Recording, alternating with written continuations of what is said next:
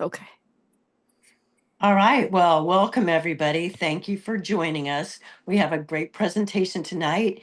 Mitch Walters is going to be talking about the Birdy and mysterious Dry Tortugas National Park. Super excited to hear about it. This is a very cool place, and hopefully everybody gets a chance to visit, especially after this talk. Just a little bit of background on Mitch. He is a PhD candidate at the University of Florida. He's studying birds and specifically the impacts of human disturbance on avian acoustics.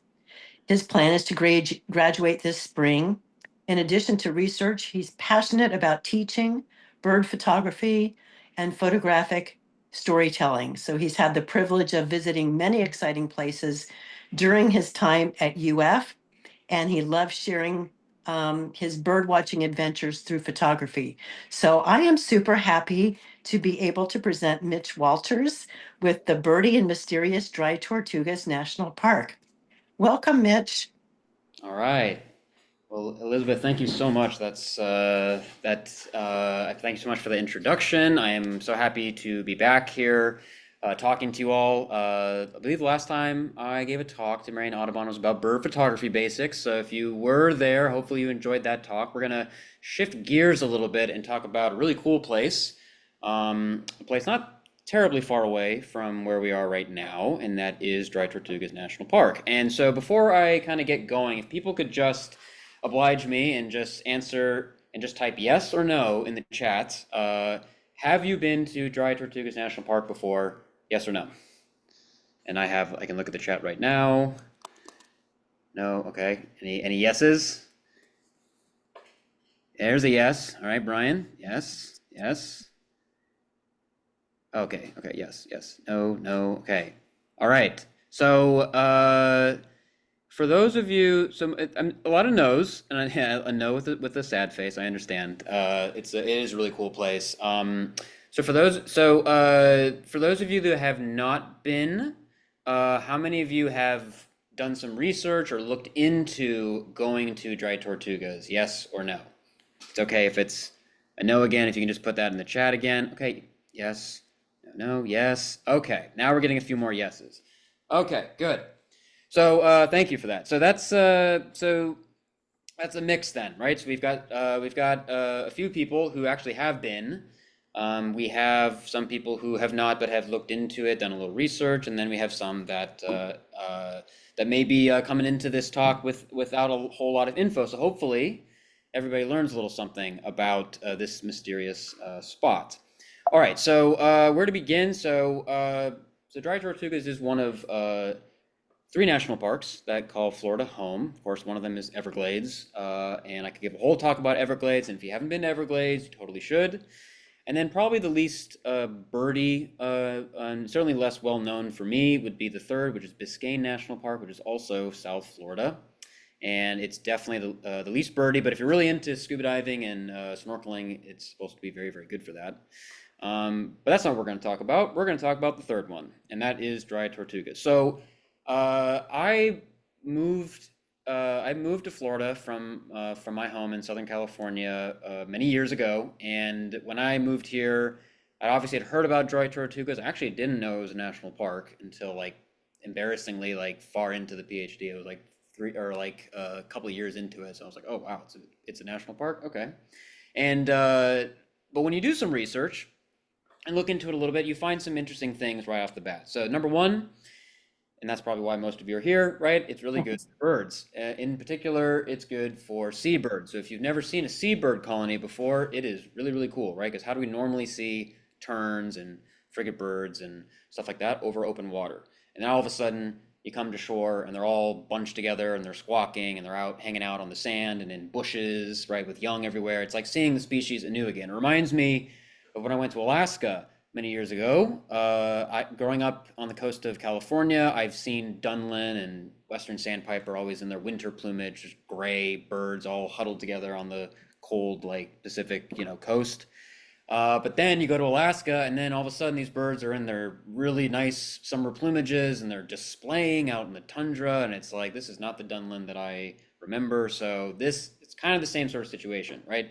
Now, if you time your trip I went to Dry Tortugas at the end of April of this last year. You can also benefit from another group of birds, which of course are the neotropical migrants. So I got to enjoy the splendors of the seabirds, and then I could come over and take a look at what migrants were coming through. So birding was just a constant thing that I could focus on. Uh, you you also have a couple of different ways in which you can experience the Tortugas. Okay, the most common way is going to be through a day trip, but you can also camp there. Okay, and if you're even more bold and you have your own kayak, you can kayak. And so we'll talk about the pros and cons of these different experiences. I camped there myself for one night. Another thing that you may not know is that there is a very large fort on the island called Fort Jefferson, named after Thomas Jefferson, and this is the largest brick masonry structure in North America, 16 million bricks. So this is not like a tiny little shack with a plaque next to it and you just walk right by it. It takes up, that's what these people are standing on top of, is a fort. Like it just takes up the whole key that you're on. So why was this thing built all the way out in the Tortugas? We'll talk about that. We'll talk about the history, because I think it's worth understanding that when you're out there, right? It's not just the birds. There's actually a quite interesting American history that goes on. And yeah, it is way the heck out there, about 70 miles off the coast of Key West. That's where you'll dock from. And so most people will take a ferry called the Yankee Freedom, and it's not gonna be cheap. It'll cost you about $220 for the day. If you're gonna do that, if you're gonna go there and back. Okay, so as a graduate student, right, I don't make a whole lot of money, and so that's what was deterring me for a long time. But I can tell you, it's totally worth it, right? Wouldn't be much of a talk if I said, nope, don't go, not worth the money. No, it definitely is. Okay, so let's see. So since if you guys do decide to go, it's a pretty long drive to get to Key West, of course, and I figured if you haven't done much birding in South Florida and the Keys, why not talk a little bit about some just quick little hot spots that you can go to enhance your experience, right?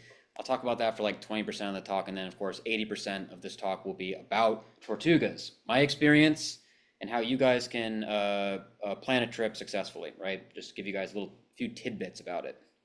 Okay, so our story begins, our journey begins here. Okay, it's about 5 hours away from Gainesville, where I'm located. This is Miami. Now, say what you want about Miami, right? I get it. If many of you are thinking right now, I have no desire to go to Miami. It is a silly place. Like, I will just happily move along, right? Like, I get it. Spring breakers, the craziest drivers in the world that I've ever seen, right? I get it. But I have spent one of my PhD chapters was spent in Miami. I think it has one of the most unique sets of urban avifauna, maybe in the entire United States. So it is quite fascinating. I think, to give yourself a little break from a 5 hour drive, there are some spots I think you should potentially check out. So let's start with my favorite. That's Brian Piccolo Sports Park. It doesn't look like anything special, right? It looks like every Florida park you've ever seen, right? Palm trees and baseball fields.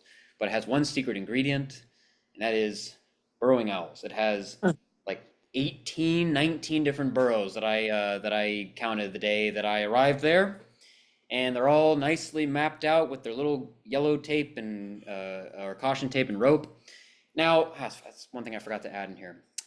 We can see burrowing owls in Alachua County, and it's quite the ordeal to do it. You have to book the trip in advance. You have to get a private tour to get on the private ag land, and then you walk all the way out. This is in the middle of summer, so it's hot, and you get all the way out to the edge of the field, and then through the scope and through the heat wave and backlight. Like there they are, like way out there, right? And so I've done that trip a bunch of times for the avian biology class. Never get great looks. The first day I arrive here, this is what I get. So it's pretty. This is the best looks I've ever gotten of this charismatic little thing. So just amazing looks at young, and this guy's got a little toad in his mouth. I could spend hours at this park watching these guys. Right? They have so much expression. So burrowing owls, we've never seen them that well. This place is a really good spot to go for it. Another weird bird that makes its home in this park is the monk parakeet. They nest in these big communal stick nests on cell phone towers, and at the end of the park you can see them very clearly. And there's also loggerhead shrikes at point blank range. So for a photographer, it's great. Now, monk parakeets are not the only parrots that make their home in South Florida. It seems like every time I go back to Miami, there's a new like parrot species that's now established a population. It's a perfect climate for them. And there are a lot of different places where you can see parrots. Brewer Park, Fairchild Botanical Garden, those are great if you want to get multiple species that can be seen at those places. And then there's a few places that are pretty reliable for single parrot species. So Coral Reef Park is pretty reliable for the big guys, the blue and yellow macaws, and then the TY Park on the right. TY Park is good for the species on the right, the blue crown parakeet, and I think it's I always get the common name, red-fronted parakeet, I think, is in the middle. That was taken at the Fairchild Botanical Garden. So if you're interested in the ABA checklist things, some of these are countable, some of them aren't. So I think the red-fronted are, the monks certainly are, but the guys on the ends there are not. But these two are. So here's a couple of cool other exotic birds. The beautiful spot-breasted oriole. I would check eBird out for specific spots. They're kind of scattered throughout various suburban parks and neighborhoods. But the only place that you can get the guy on the right, the red-whiskered bulbul, is Kings Creek Village. And I did go to that spot, and sure enough, I found a little group of them. So kind of cool, right? Miami is weird like that, that you have all these species. You know, normally these public parks are very species poor, right? Urbanization caused a decline in species richness pretty much throughout the world, but Miami is kind of an exception. These parks are actually full of different bird species, which is quite fascinating. All right, so maybe you take a break, spend the night, and then you've got another 2.5 hours to get here to Key West. And I think there are some places to bird along the way, but the best birding is at the very end in Big Pine Key and Key West. And you have some species that don't occur anywhere else in the United States, right? Like these guys, right? So we've got the beautiful white-crowned pigeon, the mangrove cuckoo, and the black-whiskered vireo. So very quick, let's start with the pigeon. The pigeon is the easiest one to get, right? If you drive to Key West in the daytime, you're probably going to see one or a few of them flying overhead as you drive. Or maybe even if you're, parking to get gas, you might see one, kind of fly. They're pretty common, and they're at a lot of the different parks that I'll talk about. I'll then kind of segue to the guy on the bottom right, the black whiskered vireo. Looks very similar to red-eyed, but of course it has that black whisker or malar stripe. Best place to see those guys is No Name Key, in my opinion. I was scouting out sites for another PhD chapter looking for slash pine habitat. Obviously, Big Pine Key is good, but I wanted to look at No Name Key, and No Name Key didn't quite have the habitat I was looking for, but it had a boatload of mangrove and tropical hammock habitat. And that is exactly what black whiskered vireo is like, and that place was buzzing with vireos. So I just thought in the back of my mind, like, if anyone ever asks, No Name Key, that's like every time I go there, they're just singing away at the right time of year, of course. And then we have the mangrove cuckoo in the upper right. That's probably the most difficult one to see. I've only ever seen it once during all the times I've been to the Keys. And they're very secretive. You know how cuckoos are. And most of the eBird reports you'll see, there's always a comment that says, heard only. It's a common thing. So given that, let's see what these things sound like. So if you guys have your volumes on, you can listen to that. Let's see. Kind of sounds like a frog.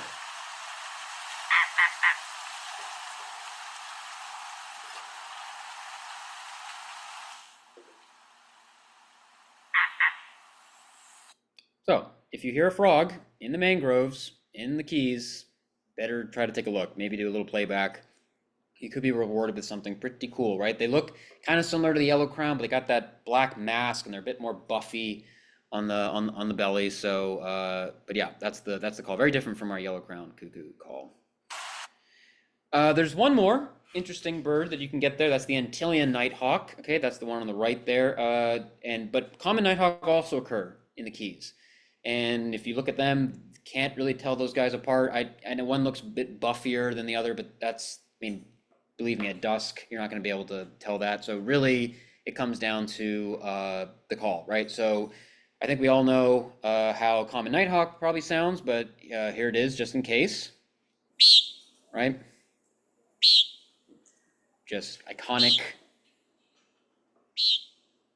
but single note. And then there is that little a little dive. kind of call. All right. And then there's the Antillean nighthawk. These are some places where you can see them. So if you go out to these places at dusk, you'll often hear them, and then you could probably see them as well if you're there when light's still out. And now this is what these guys sound like. 1, 2, 3, 4.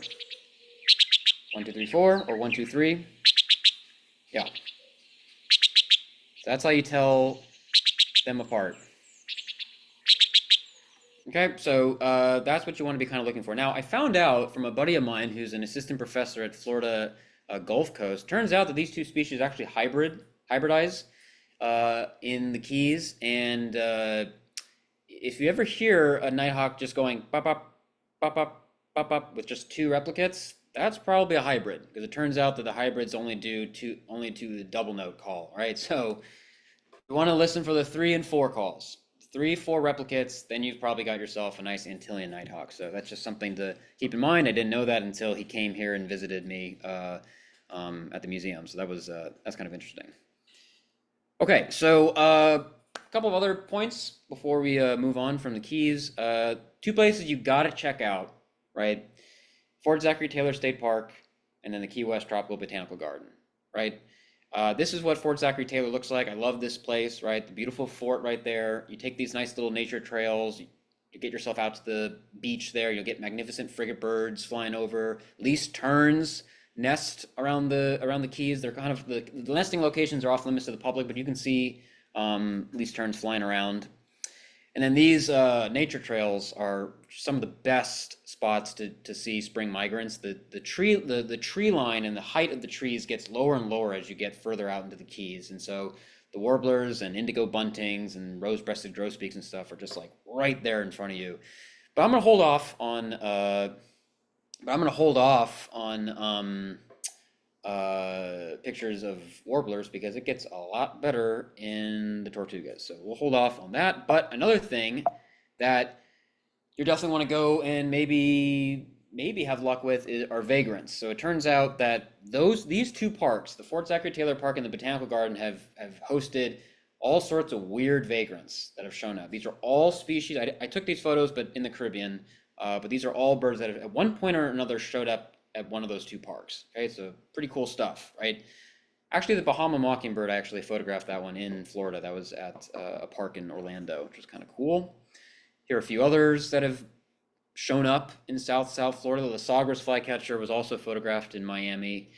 But let's see, there's blue-black grassquit has shown up.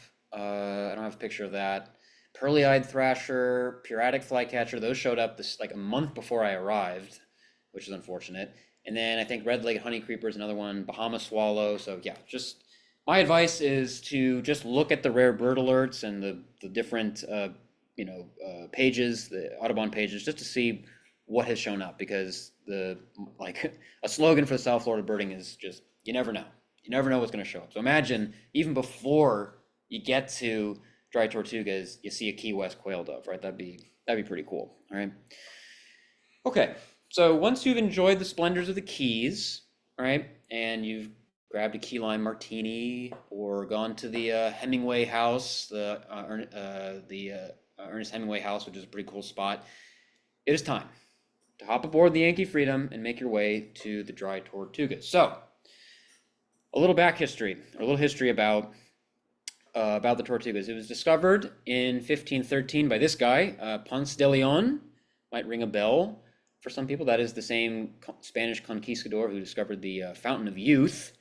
Now, I didn't find the Fountain of Youth, unfortunately, when I was on the Tortugas, but I did find a really cool fountain. We'll talk about it. So he may not have found the Fountain of Youth, but there is a really cool fountain that's on the island. So we'll talk about that. So there is a little bit of Ponce de Leon magic in the Dry Tortugas still. And the name was originally called Las Tortugas because of the various sea turtle species that are found across the waters. And there's an FWC project that's been going on for a while now that's been studying the different turtle species out there, sea turtles. And then it got the name Dry Tortugas because there's actually no freshwater source, no natural freshwater source on any of the keys that make up the Dry Tortugas. And so here are the various keys, okay? 1, 2, 3, 4, 5, 6, 7. All right, some of these are are open to the public and some are not. Okay, so East Key, Middle Key, Hospital Key. You can't go ashore. Loggerhead Key, you can, right? But you're gonna have to get there on your own. If you charter a boat, right? If you're with a bird watching group, or you get a kayak and you want to really do some kayaking, you got to get your way all the way over there. But you can go on there if you want. And then you've got, if you zoom in on this area, then you have Garden Key. Garden Key is the one that you'll all be able to set foot on if you go. That's the main one. That's where the campsites are. That's where Fort Jefferson is. And then Bush Key and Long Key, right there, those are not accessible to the public, and that's where all the seabird colonies are. And you can walk out a little ways, but then you can't. You'll see the signage. Okay, so if we zoom in, this is Garden Key, right? I told you the fort was big, right? I mean, look at that. It takes up like 80%, it feels like, of the entire Garden Key. So it's like, it's right there. There's the campsite. Okay, that's the dock house. That's where the Yankee Freedom comes in. There's a couple of dock ruins that some cool birds hang out in. There is a little kind of sand. There's a little strip here that is open to the public, and then eventually you'll see signs that really stop, and then you can't really go further on to Bush Key. Another piece of advice is if you got snorkeling equipment, definitely bring it because the snorkeling is quite good out there. But the Yankee Freedom will offer snorkeling equipment for you. It's just another thing that you can do out there. All right, so how do you experience the island? Well, I think majority of people will do the day use. So here's some things about that. So the ferry will depart at 8 a.m. and you need to arrive by 7 a.m. Now here's the big catch. The Yankee Freedom and the Park Service have a deal. And the deal is that the day users have to depart at 2:45. Okay? It takes two and a half hours to get to the island from Key West. So you're getting there at 10:30, and I'm going to tell you, by the time the captain gives his little speech about all the different things you can and cannot do, and you wait for everybody to get off the boat, and you settle yourself down, and maybe put your stuff down somewhere, it'll be closer to 11. And then if you want to get a good seat on the boat ride back, if you're prone to seasickness, or you want to do some birding and you want to be outside, right? You gotta get there before 2:45. 2:45 is last call. So I got on the boat at 2:15, and the upper deck area was already getting, people were already settling in. So that gives you basically 3 hours for $220 to experience all the Dry Tortugas before you have to leave. And so I think for a lot of people that's probably fine, but for us birders, right, we've got a lot of things that we want to see and stuff like that. It can be a bit of a rush job. I remember very, very clearly these two birders that I befriended, and they only went there for the day. I ended up camping, and every time I saw them, they were just running around. They're running to the North Calling Dock ruins. They were running over to the campground to see if any migrants showed up, and it was just this constant thing. And I'm meanwhile just kind of sauntering around and just enjoying it. So there's a pro and con to it, right? So if you do decide to camp, you can camp for 3 nights maximum, and it's an extra $10 per day, per night. I camped for 1 night, and I thought that was just fine. I got plenty. I was plenty busy and got to see plenty of things. Now here's the catch with the camping: only 10 campsites. So you have to book these things really far in advance. I had to book my camping reservation 1 year in advance. So, and in those spots, there were like very few days left that were open a year in advance, right? So so that's the other thing you have to keep in mind. If you really want to do that, you have to think ahead. But I got to leave at 2:45 the next day, which meant that at 2:45, the first day I arrived, all the day users were gone. So I got to spend, dusk and dawn, basically just 10 people on the island. I got to watch the seabird colony all by myself and watch the sunrise and stuff. So that was pretty special. So I'm not going to forget that. And so these are some pros and cons with it.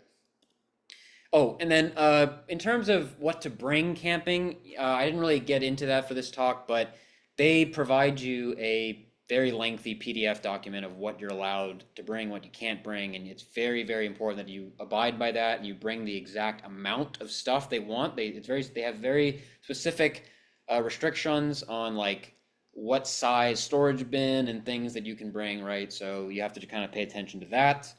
Um, and then if you're really bold, you can bring your own kayak. They're not going to provide kayaks for you. They got to bring your own kayak, and it's open water. So it's not protected by any means. So if you want to go out to Bush Key a little bit and get a better look at the birds, or go out to, Long Key where the magnificent frigate birds are, like, you can do that. Or you can go all the way to Loggerhead Key, right? If you want to do the trek, and you can go on this shipwreck island type thing and look at the old abandoned lighthouse that's out there and stuff. So you could add to your experience even more.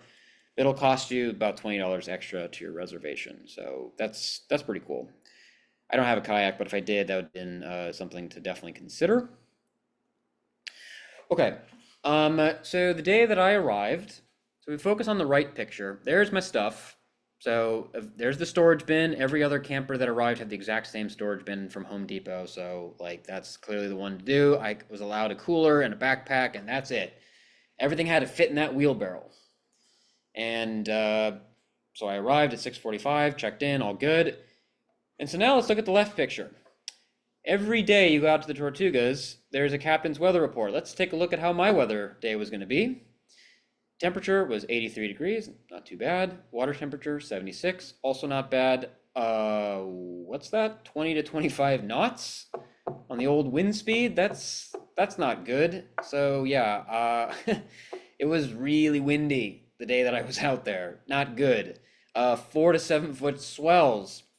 Also not good. We're getting into the realm of, Deadliest Catch, the show where they're catching all those crab out in the middle of the crazy ocean, right? That's now I'm like, oh crap. In fact, the weather was so bad that they actually have a day for these types of weather days, and they're called option days. So normally you cannot reschedule or cancel your reservation for free, right? But on option days you can. So if you are just doing the day and you could maybe afford to, wait a day or something like that, sure. But for me, booking it a year in advance, no way. I asked the captain, are we going to be able to make it to the island? He was like, oh yeah, we will. And I was like, all right, let's go.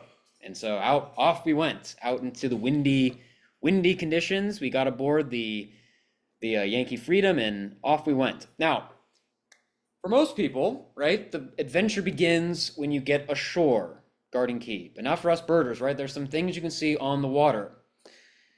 My first lifer is the newly name change Shearwater. Now the Sargasso Shearwater used to be Audubon Shearwater, named after the Sargasso Sea right there. And we saw about 6 of those, so that was a lifer for me. That was pretty cool. So that was something I was kind of hoping to see, and I got to see, which is nice. White-tailed tropic bird has been seen before. We didn't see that on this trip, but I've seen that bird in Hawaii. But there are some other things that you can see, including when you pass by Hospital Key, just a tiny little sandbar. There are these guys chilling out there, and this was my second lifer, which was the masked booby. Really cool. So maybe if you had a kayak or you join another birding group, though, I'm sure they'll get closer to Hospital Key so you can get pictures and get good looks at these things. But I certainly couldn't. That's not my picture. The picture is the one I took was the one way the heck out there from the boat. And just FYI, if you're curious, how many Sulidae species are there? How many booby species are there? There are 6. And the only one that I now need is probably the most iconic of the bunch, right? The Galapagos boy, the blue-footed booby. So Peruvian booby I got to see in Peru, red-footed, brown, on the island of Kauai. Nazca, there was a vagrant out in San Diego. I got to see one summer, and then the mast, of course, is now the new one. So the blue-footed booby, that's the last one. One day, I hope I can make it to the Galapagos. Okay, so you arrive. You step foot onto Garden Key, and right in front of you, right there, is Fort Jefferson. You can't miss it. Okay? Named after Thomas Jefferson. It was built in 1847. Okay?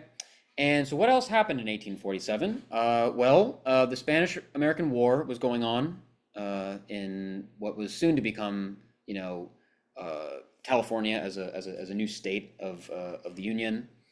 Let's see, you had the great potato famine in Ireland was going on at that time, and then the infamous Donner Party, right? I just read a really cool book about the Donner Party, and so in 1847 they were probably way up in the Sierra Nevadas during the dead of winter, and crazy stuff was about to happen. So that's what was happening when this guy was built, and you can see it was um, that it was abandoned in the 70s. So it lasted through the Civil War era.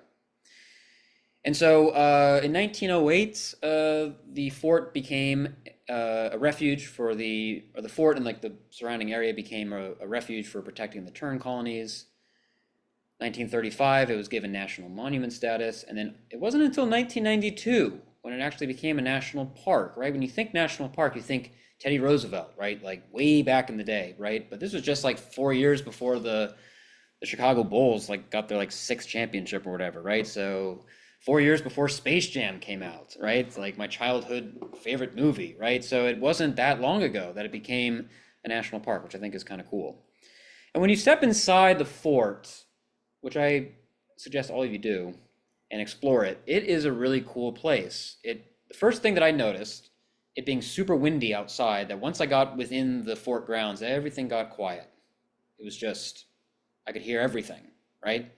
So and all this overgrown grass and trees and stuff growing on the various, ruins had a very Chernobyl, right, dystopian type vibe to it. Hovering over the fort all the time are big groups of magnificent frigate bird, which is super cool. I think they have one of the coolest like kind of flight forms. And because it was so quiet, I could hear the chips of little warblers as they kind of passed through, like this little oven bird on the right here, right? How many times have you seen an oven bird with a brick backdrop, right? That was, so just watching these guys forage like within the fort, right, was kind of hearing them echo and chip down the hallway and stuff was pretty cool. And yeah, it's definitely something that I would suggest exploring. It turns out that the Tortugas was a very popular shipping lane through the Gulf, and so that's why it was built. The Americans wanted to kind of control that passageway, and so they built the fort primarily for that purpose.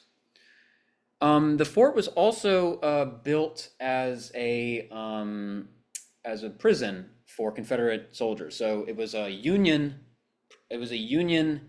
prison for Confederate soldiers, right? The Confederates were the prisoners, and the most famous inmate is Dr. Samuel Mudd, who was a physician that tended to the broken leg of one John Wilkes Booth, our Abraham Lincoln assassinator, right? So that was naughty of him. So he got put into jail here, and you can actually see his cell on the second floor. You can find it, and there's a little plaque, and it's just an empty cell, and it's Dr. Samuel Mudd. It's right there. So I think, like I said, I think that there's a lot to check out in the fort. Plus, there's also lots of kiosks and stuff, sometimes with cute little red stars on top of it, but they provide you information. So I would recommend that you read all the information and just kind of explore the area because it's pretty cool. It's pretty cool. Those crazy birders that I saw, they only went into the fort the last 15 minutes before the trip so they could get a better vantage point at looking at some of the seabirds, right? And so I was just like, you guys are crazy. Like, but if you had more time, you could actually explore this. I thought the fort exploration part was one of my favorite parts about my trip. Okay, so you can get to the Tortugas, of course, with the ferry. I know that the Alachua Audubon Society is planning a trip there themselves, so I'm sure they're going to charter their own. I don't know if they're going to charter their own boat, but that is an option. And if you're really bold, you can charter your own plane. So there were little puddle jumper planes that were kind of coming in every once in a while, maybe once, twice a day, and then come in and land, and people would come off, and then they get back on and leave, which is kind of cool. And so as you're walking towards Bush Key, you'll start to see area closed signs, right? And eventually, the trail in front of you, there'll be a sign and you'll know not to go any further. And along that little stretch there is where you're going to start seeing seabirds. They are everywhere, all over the place, flying all around you, squawking away. And it's pretty exciting to kind of get lost in this kind of mayhem. So apologies if the video is a little choppy as it always is on Zoom, but the left was a video of the colony from the second floor of the fort. So let's see how this goes. If you can't see it very well, you can certainly hear them.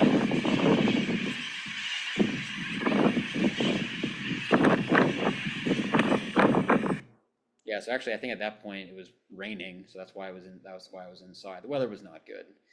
But it didn't stop me. And then if you go to the bottom, you go on to the ground level, right? This is what it looks like on the right.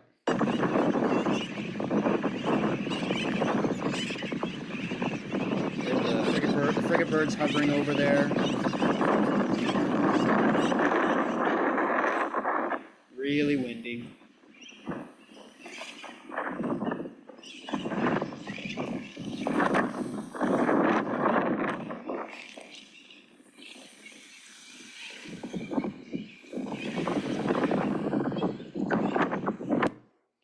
Pretty cool. Pretty cool. I never got tired of watching these guys. So the most common seabird, without a doubt, would be your sooty terns, right? Those guys are the ones that are all over the place. You can't miss them. I had such a great time photographing these guys. You know, like I said, right? Terns are usually over water and stuff, right? But now here they are hanging out in the bush, hanging out in the sand together in big groups, flying around. And the other benefit of seeing a nesting colony is you get to see little ones, little sooty terns, which is pretty cute. So there they are. I got to see these guys a couple of times, which is pretty cool. That's pretty cute. So it's always nice to see young birds, and so I don't know if I'll ever see young sooty terns like this again.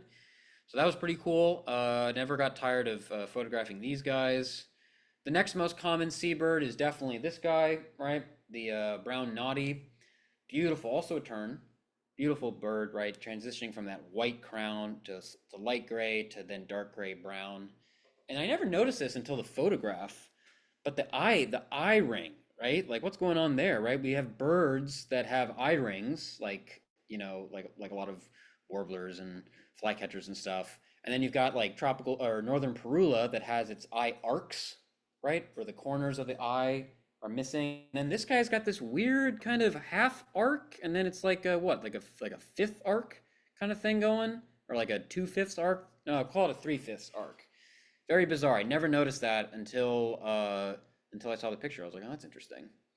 And of course, you can also find pictures of them with their little ones as well. And there's that weird 3/5 arc again. So yeah, definitely a thing. So that was cool. And then if you go to the tippy top of the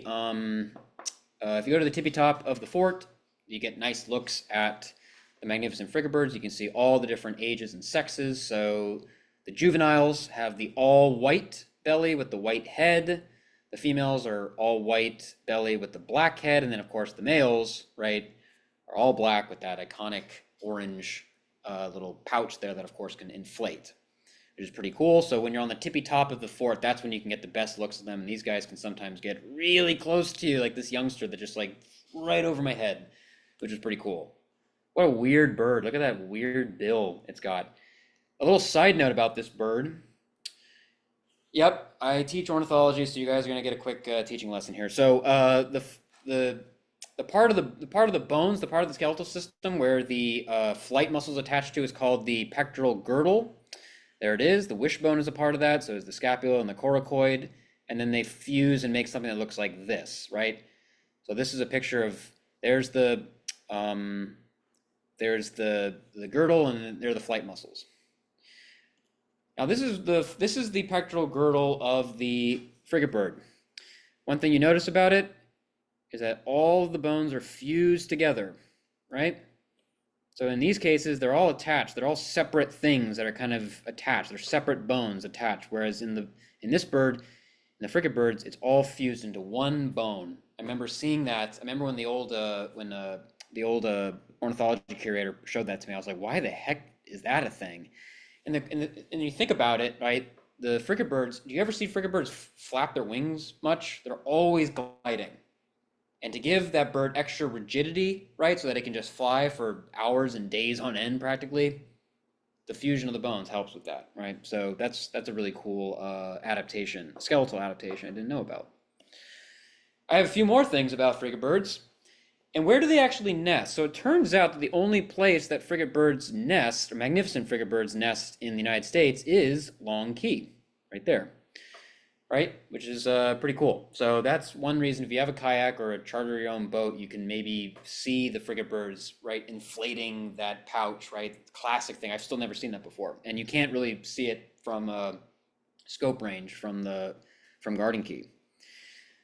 But I've noticed there was one individual when I gave this talk to Alachua Audubon. He came up to me afterwards and said that he had seen places where they roosted before, and that is true. There are other places in Florida where you can see these guys roosting on treetops. So one classic place is near Cedar Key.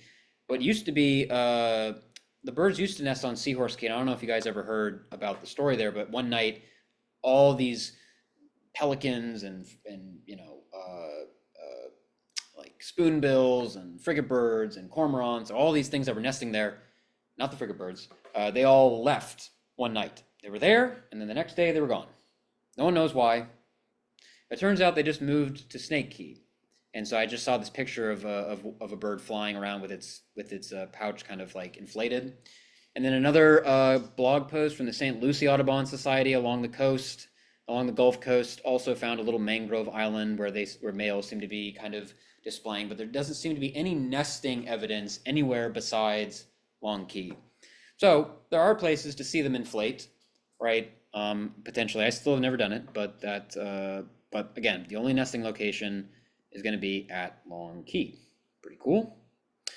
All right, there are a few other cool seabirds. This was my third lifer.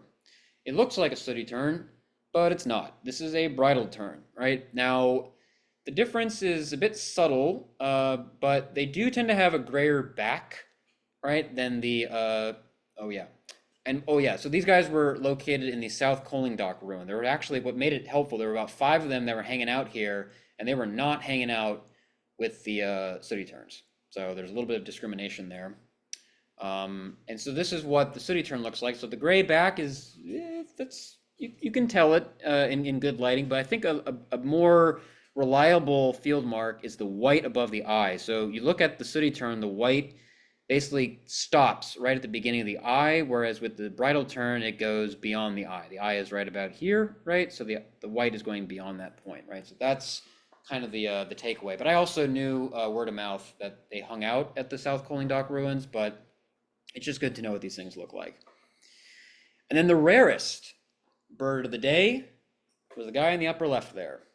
It looks like a brown noddy, but it's not. That is a black noddy, which was another lifer for me, so that was cool.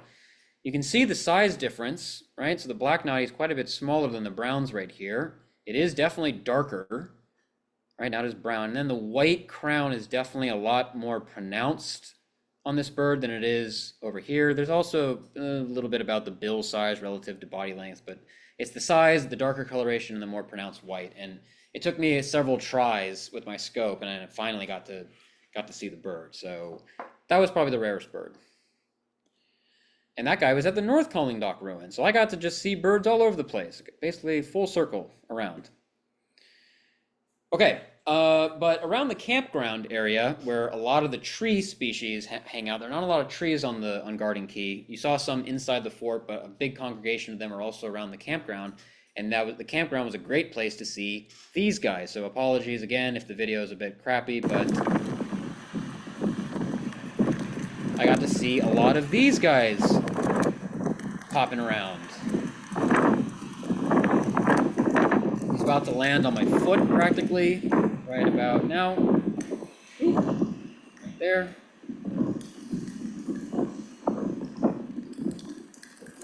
I felt like I could grab this redstart. It was so close. So yeah, warblers galore. These were all taken in one day, like just in the campground area. It was fantastic photography and just amazing looks at so many different warbler species. I think it was like 12, 13 different warbler species that had come through. They're exhausted. They've just traveled who knows how many miles over open water, and they finally make it here, and all they care about is just resting and or getting food, and so they really could care less about you. I was having lunch just taking a break. Like, can I have lunch, please, warblers? I just need to eat something. And then who decides to land on the picnic tables? The only magnolia warbler I saw the whole day, and I was like, oh my God, gotta go get the camera and go get a picture of this guy. And so yeah, it was nonstop with these guys. And so even the bathroom, I needed to go to the bathroom sometimes, and it just so happens that all the insects like to hang around near the bathroom. And guess if the insects are there, then guess what? All the warblers are there. So the warblers would be fluttering around the bathroom, and now I have to like contemplate whether I want to go to the bathroom or grab my camera again. So, but hey, that's a not too bad of a problem to have, right? Having warblers everywhere, dripping from the trees, is not a bad way to go. A few other warblers taken that day. It was quite nice, right? A few more. The worm-eating warbler photo was taken Key West the previous day, but I did see one worm-eating warbler. So yeah, quite a few warbler species. And so here's where that fountain comes in. I told you there was a fountain. So the Park Service built a freshwater fountain for the birds specifically, right? And there's where it's located. So that's the pathway to get into the fort where you saw the sign from the picture earlier.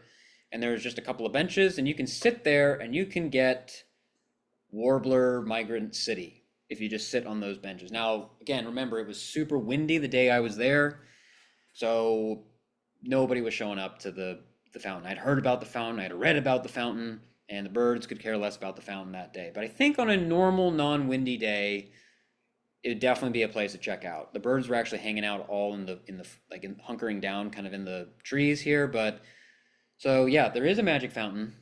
If you just go on a good day, on a non-option day, it may prove worthwhile to see the fountain of birds.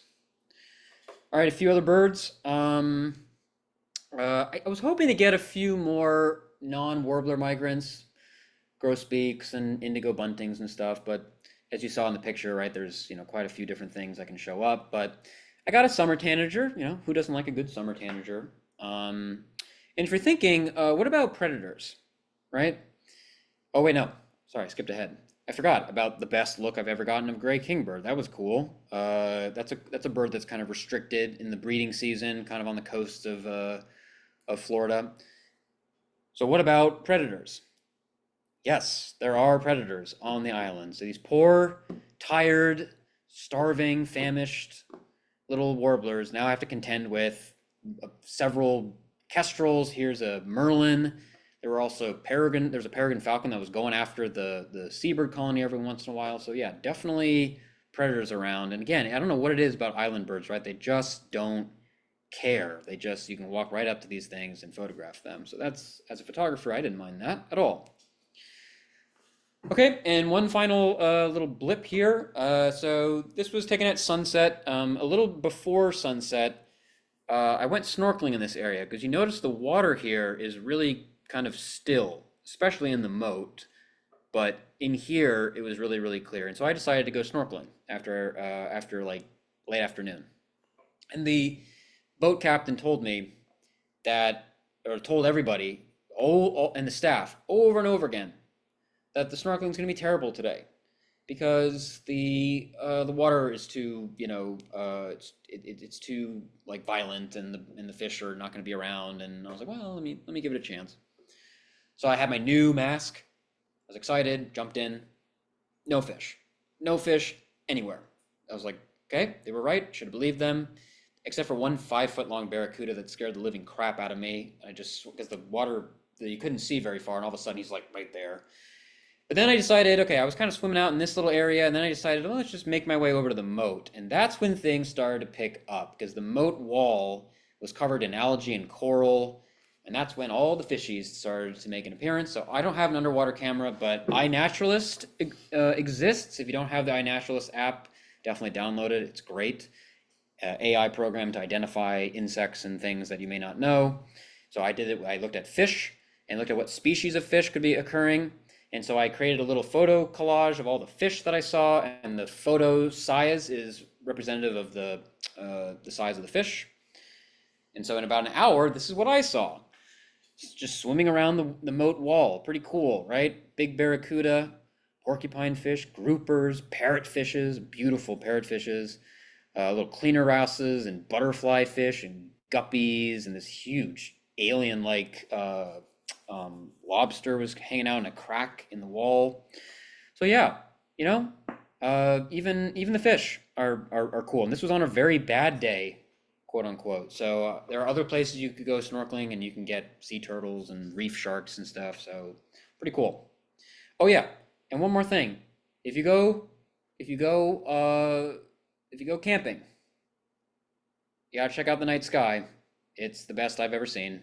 No, this is not my photograph. I wish it was. I don't know how to take these photographs yet, but it looked like that. Milky Way was clear. The stars were just ridiculous, and so I made sure to bring a couple of beers in my cooler, and so that I could watch and lay down on my towel and just watch the night sky. It was pretty cool. So yeah. So just a little recap.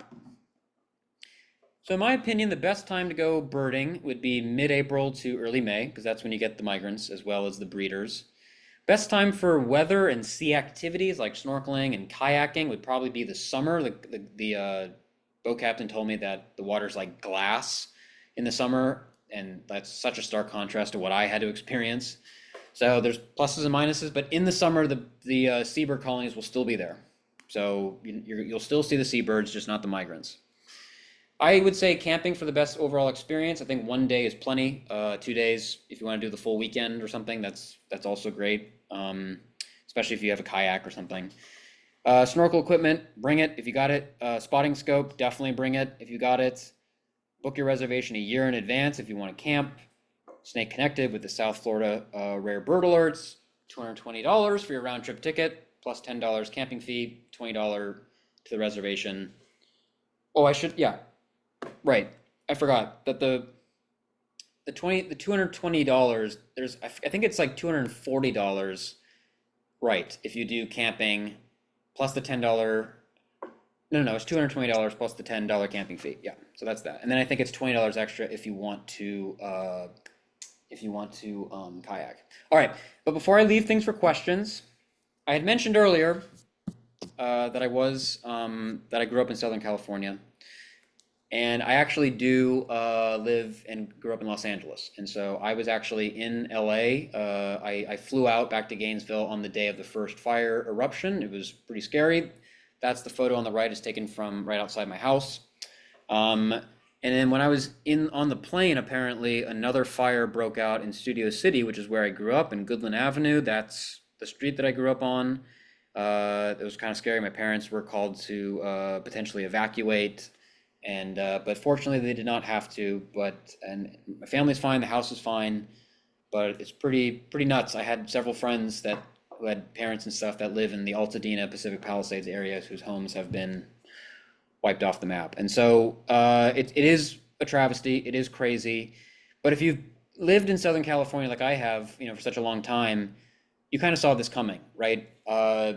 Because I've been going to this state park my whole life. It's my favorite park in the world. It's Malibu Creek State Park. It's classic chaparral, oak savanna, beautiful creek. But over the years, I have not really seen the creek look like this. It's more often looking like this. This has been a typical situation, right? This year there was a little bit of water in it, but it was considered one of the drier years in history. And so abnormally dry for this time of year. And you combine the dryness with the Santa Ana winds, which is typical this time of year, and you get these wildfires. And so climate change is definitely a problem, and we can certainly, change a lot of different things. Maybe we can maybe put, fireproof sidings and roofs to our homes and clear brush around our house, but we've got bigger issues that we have to deal with. In fact, right, this wasn't the only wildfire.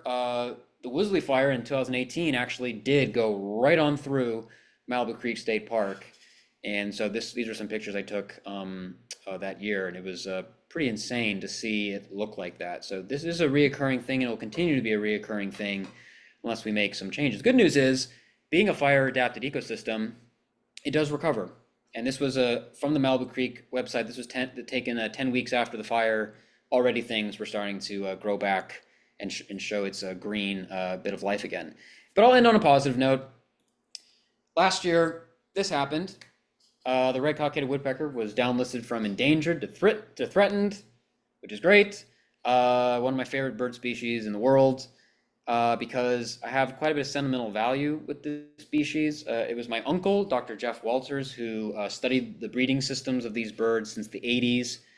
He was the individual that came up with the idea of creating artificial nest cavities, which every single funding source thought was the stupidest idea they've ever heard.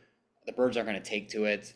The only place that was willing to fund him was the National Science Foundation, and the rest is history, right? They recovered, they exploded in different places. Everybody started taking to this new artificial cavity approach, and now we're downlisted to threatened. So I'm very honored for Uncle Jeff and all the work he's done, and he's been a very big inspiration for me and the kind of work that I do. So with that, I will say thank you, and I will open everything up for questions. Thank you, guys. Well, thank you so much. Can you hear me, Yes, I can. Mitch? Yeah, okay, great. And so glad that your family's okay in Thank you. California. And it's super interesting about your uncle and the red Yeah, cockaded woodpecker. So yeah. I thought I'd just that's throw that in there. Yeah. that's awesome to hear. I love him too. So if anybody has questions, go ahead and put them in the chat. And Mitch has access so he can see your questions. I think somebody did ask, maybe Brian asked when you actually were there. Oh, Sorry. Yeah. when you were actually in the Dry Yeah. Tortugas. I was there at the end of April. So like Okay. April like 29th, I think, something like that. Yeah. Which apparently the park rangers told me that the best birding was like a couple of weeks before I got there, but the park was closed because of renovations that were going on the key, so no one could even go there anyway. Which is probably part of the reason why the reservations were booked so solidly because most of the month was gone. So because of the maintenance, but that's when I went. Yeah, thank you guys. I'm glad you All guys right. liked it. Yeah. So I'm not seeing if I have any questions here, but Yeah, if you guys, yeah, I mean, yeah, if you guys have anything, if you're making any plans it is definitely a trip that you can plan on your own. It always takes a bit more work, but you can do it. All right, thank you guys. all right. Well,